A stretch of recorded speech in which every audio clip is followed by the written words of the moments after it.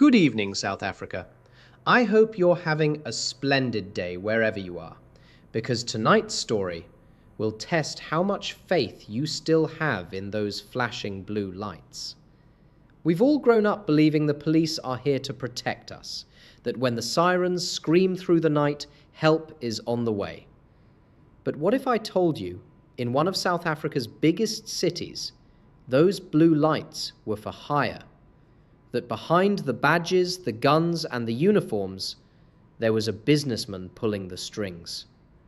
This is the Daily News Network, and I'm Andrew, bringing you another deep dive into the stories South Africa isn't supposed to forget. Before we start, I want to hear from you. Drop a comment below and tell me, do you still trust your local police force? Or do you believe, like many South Africans, that the badge no longer represents the law, but whoever pays the most? Because the story we're about to uncover, coming straight out of the Madlanga Commission of Inquiry, shows just how thin that line has become between law enforcement and private enforcement. You see, over the last few months, testimony after testimony has exposed something that sounds too outrageous to be true. The Ekurhuleni Metro Police Department, the EMPD, entrusted with keeping the peace in one of Gauteng's largest metros, was allegedly being used like a private security company. But not just any company. This one belonged to a man known as Vusimuzi Cat Matala, a flashy entrepreneur with expensive cars, political friends, and enemies who seemed to disappear. Now, you might be thinking, how could a single businessman control an entire metro police unit? Well, when money, influence, and weak oversight mix in the same pot, anything can happen. Over the years, South Africans have seen corruption creep into almost every level of power. Politicians selling promises. If you drive through Ekurhuleni, you'll notice two kinds of blue lights. One belongs to the police, the other to the people they protect. Because in this city, sometimes it's hard to tell the difference. In 2023, long before the Madlanga Commission even started its work, whispers began circling around Germiston and Kempton Park. EMPD vehicles, not one or two, but full convoys, were being spotted outside private business events, high-end nightclubs, and even weddings. And not for security purposes, mind you. They were there to escort, to guard, to intimidate. Enter Cat Matala, a name that keeps echoing through testimony at the commission. A businessman, philanthropist, nightclub owner, and, depending on who you ask, a man who could make your problems disappear faster than an ANC manifesto promise. He wasn't just rich, he was connected. And his alleged connection? The Ekurhuleni Metro Police Department itself. Now, let's be clear. This isn't about one rogue officer doing favors. We're talking about an entire network, one that allegedly blurred the line between the public payroll and private payroll. Testimonies heard by the Madlanga Commission in October 2025 have pointed to officers who admitted they were seconded to assist Mr. Matala. They used EMPD fuel, EMPD weapons, and EMPD authority to do private work, all while taxpayers footed the bill. We were told it's a VIP protection detail for a city stakeholder, but the stakeholder was not a government official.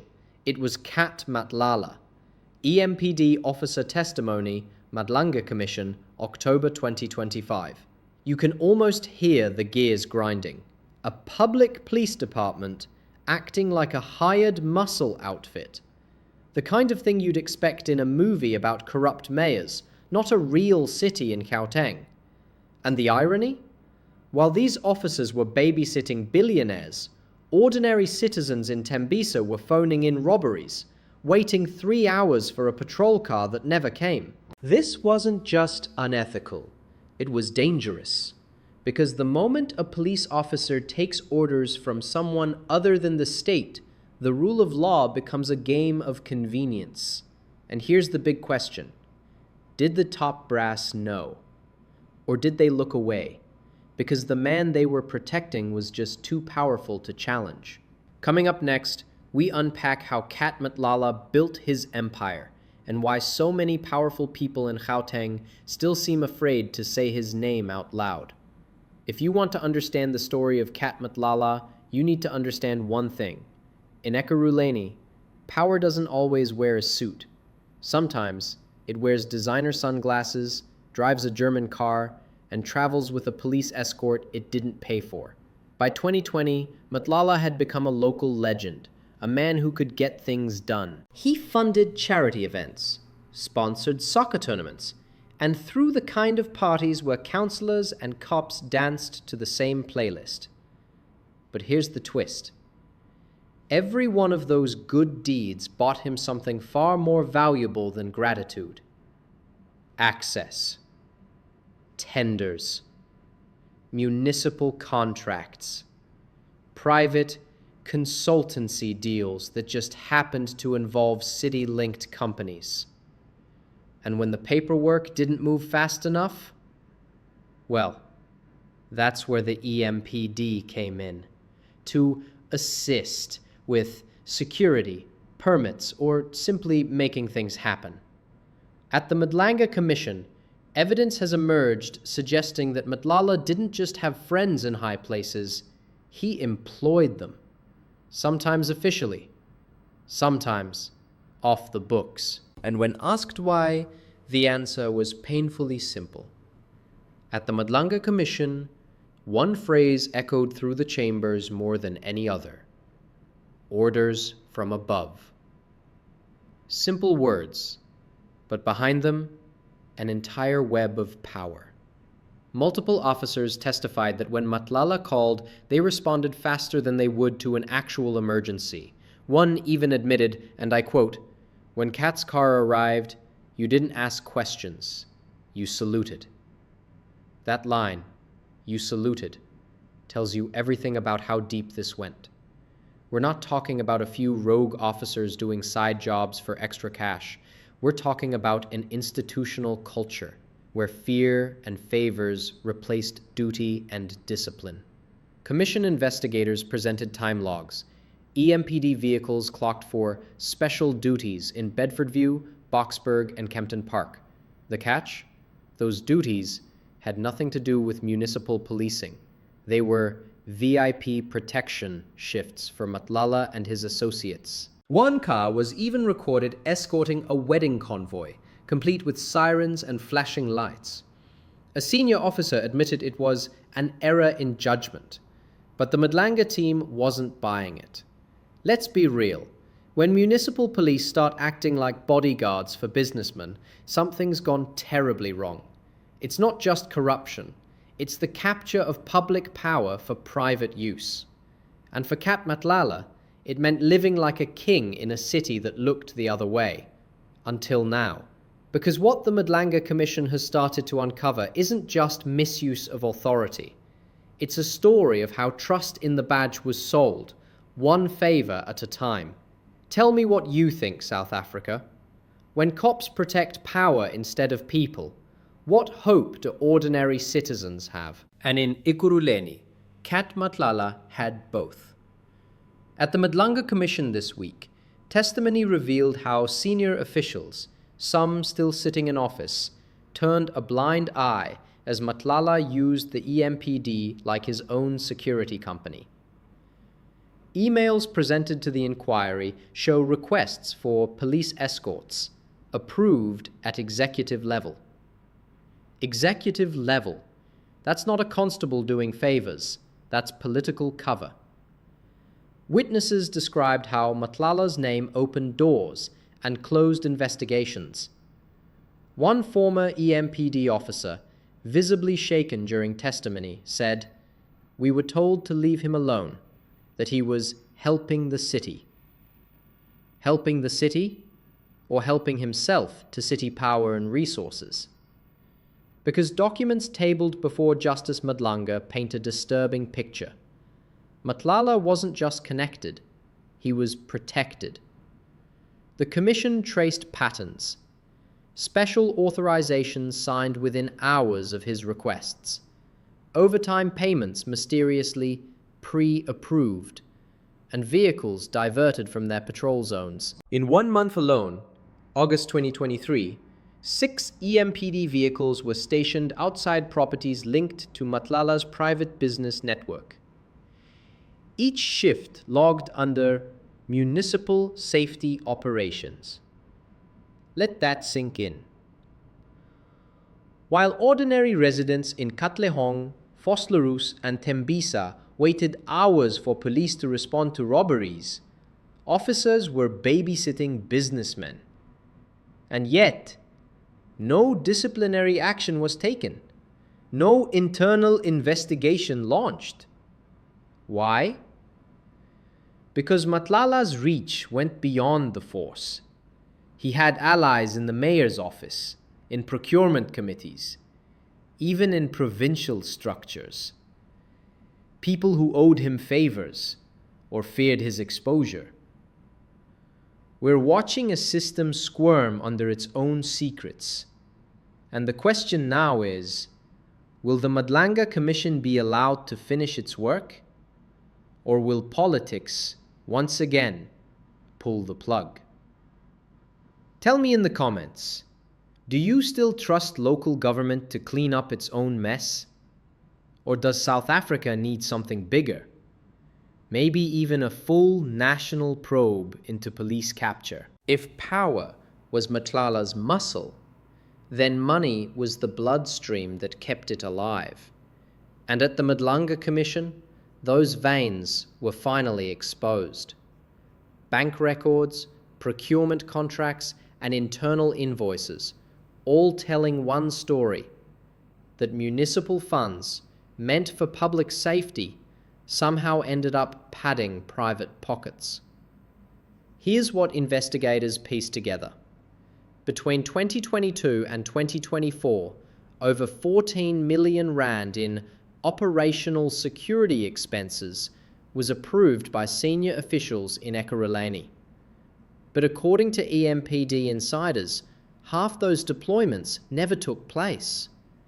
Instead, marked police vehicles were seen escorting luxury SUVs to private events. One of them reportedly linked to Matlala's construction company, Tsepo Holdings. And it doesn't stop there.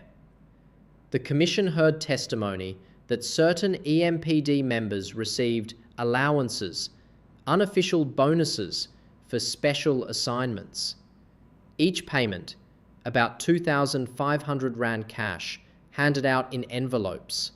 No record, no oversight. A whistleblower described it best. We were not protecting the city. We were protecting one man's interests. Now, remember this. Ekurhuleni's safety budget sits at around 3.6 billion rands a year. That's your tax money, meant for roads, crime prevention, and community patrols. Yet here we are, with officers acting like hired bodyguards, and the paper trail leading straight into private accounts. So how did this go unnoticed? Because, my friends, when you capture the system, you don't need to hide the money. You just rename it. Call it overtime, security detail, or risk mitigation. And suddenly corruption becomes administrative jargon. Justice Madlanga has already warned. More subpoenas are on the way. He called the pattern a coordinated misuse of state resources for private benefit. And behind closed doors, sources say more senior names could drop in the next hearings, possibly even a former MMC for safety and security. Let's be real. The EMPD was never supposed to be anyone's personal bodyguard unit. But for years, it's been treated like a private militia, a symbol of power for the politically connected. The question now is, will the Commission's findings lead to arrests, or just another report gathering dust next to the Zondo files? South Africa, I want to hear from you. If you live in Ekurhuleni, what's your experience with the EMPD? Do you trust them to protect you, or do you feel they're serving someone else's agenda? Drop your thoughts in the comments below, because this story isn't just about one man named Matlala. It's about a system that keeps allowing it. Sources close to the commission say at least 3 senior political figures inside the city of Ekurhuleni were aware of Cat Matlala's misuse of EMPD officers. One of them, a former MMC for Safety and Security, whose signature allegedly appears on several deployment authorizations, now flagged as fraudulent. Now, I'm not naming names, yet. But here's the twist. That same MMC reportedly received security assistance from Matlala's men during the 2024 coalition unrest, when EFF and ANC councillors clashed over control of the mayoral committee. See, that's the problem. When politics turns into survival, the police become currency. And in Ekurhuleni, loyalty isn't earned, it's rented. During the 2023 coalition wars, insiders say EMPD vehicles were spotted guarding councillors' homes. One witness told the commission, "They said it was official duty, but we all knew. Those cars were there to send a message." It's the oldest trick in South African politics. Capture the men with guns before you capture the men with pens. And that's exactly what Matlala did. He embedded himself, not as a gangster, but as a gatekeeper. He controlled access, information, and intimidation. And if you wanted the EMPD to look the other way during a protest, eviction, or tender inspection, you knew exactly who to call. Justice Madlanga's findings mention a network of complicity reaching into municipal leadership. But behind that formal phrase lies something rawer: fear.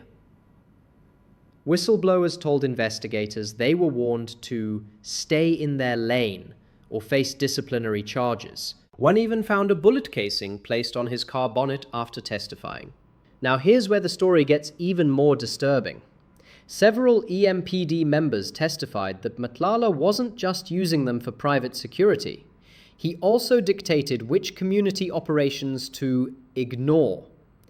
Illegal mining raids, scrap metal syndicates, even hijacked buildings, all conveniently untouched because, as one officer put it, the boss said they're friends of the department.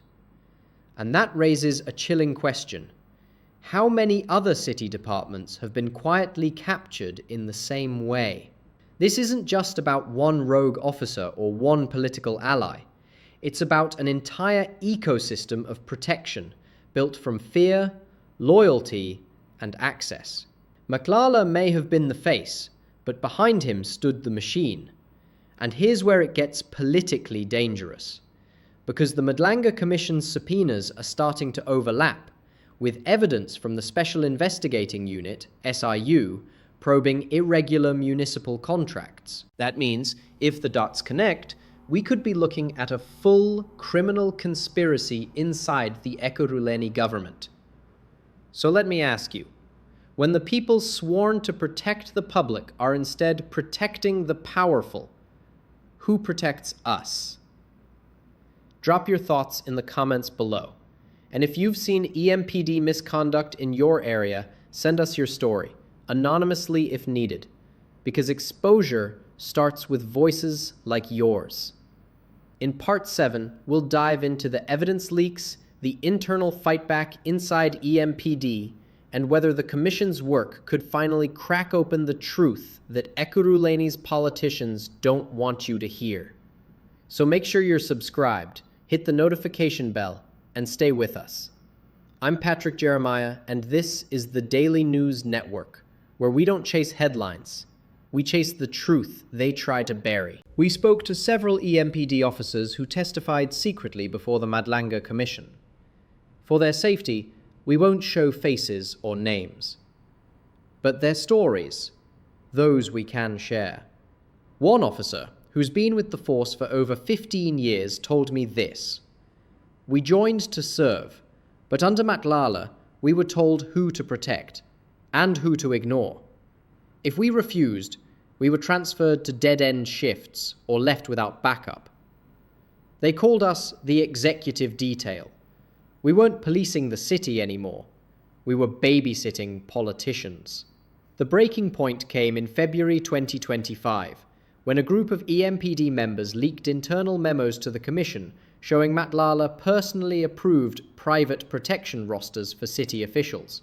Rosters that had no legal authorization, no budget code, and no oversight. And the most damning evidence? A WhatsApp group titled Ops, VIP Priority, where officers were instructed to escort specific business people and political allies.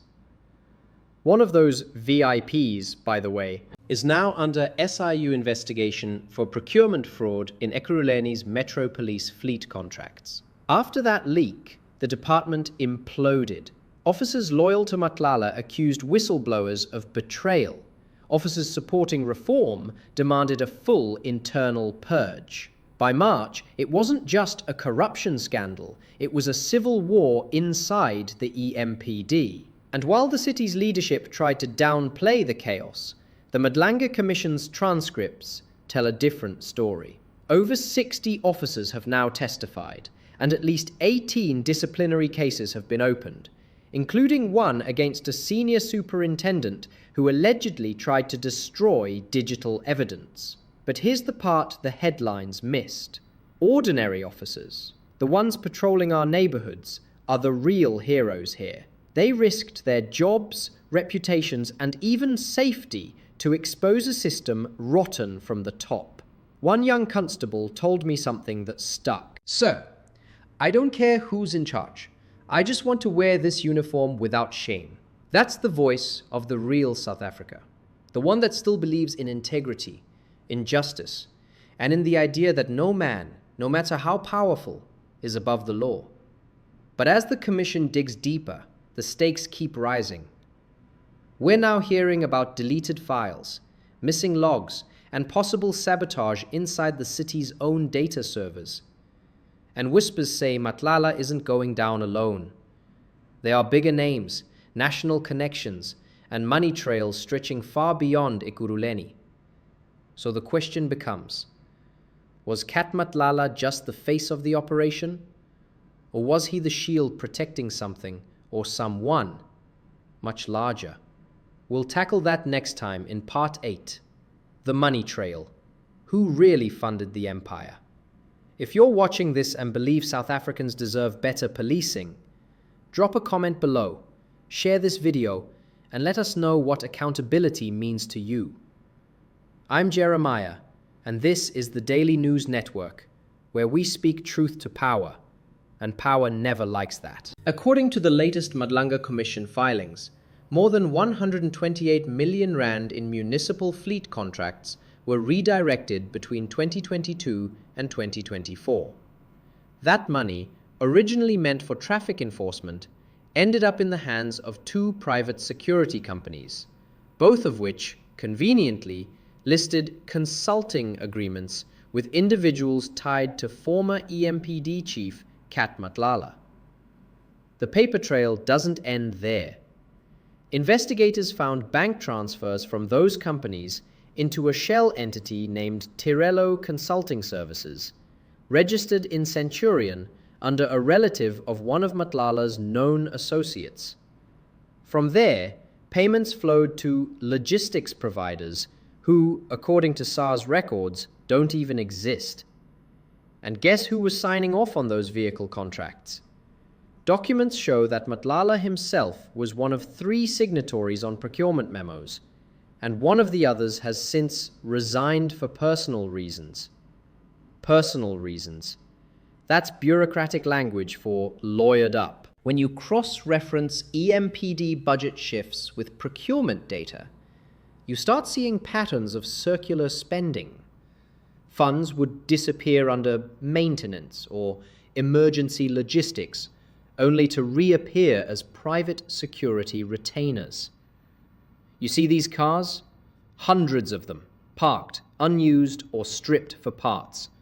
Meanwhile, the city was paying for new fleet rollouts that never happened. That's not bad accounting. That's calculated theft. And who benefited?